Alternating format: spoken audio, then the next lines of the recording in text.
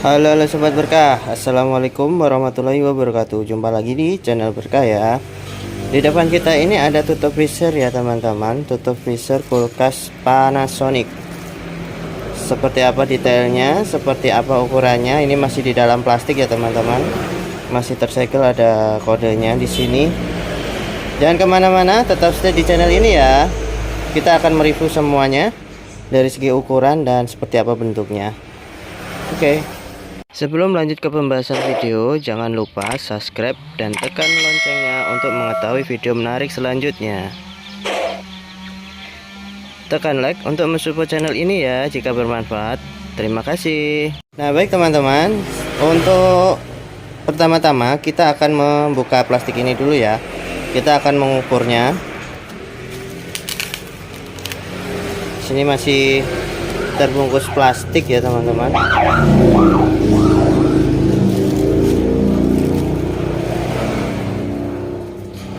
Nah, untuk bentuknya seperti ini ya teman-teman.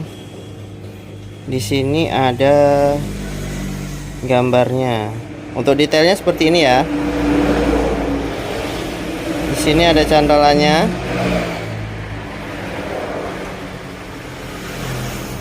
Di sini ada apa? Kodenya.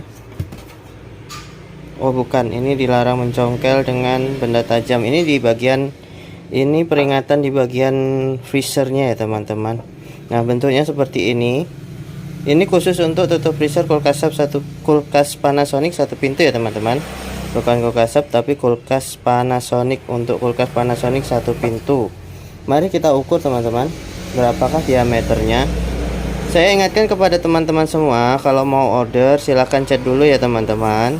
Silahkan tanya-tanya dulu, nanti kita sesuaikan supaya tidak salah dalam membeli. Untuk panjangnya kita mulai dari angka 1 ya teman-teman. Kalau ini, nah ke sini berarti ini panjangnya ke 44 ya teman-teman.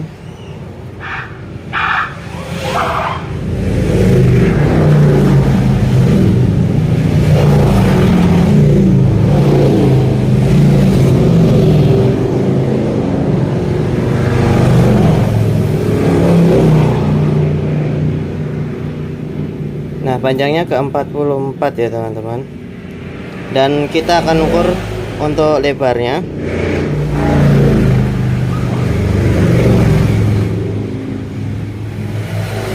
Untuk lebarnya adalah 19 ya teman-teman.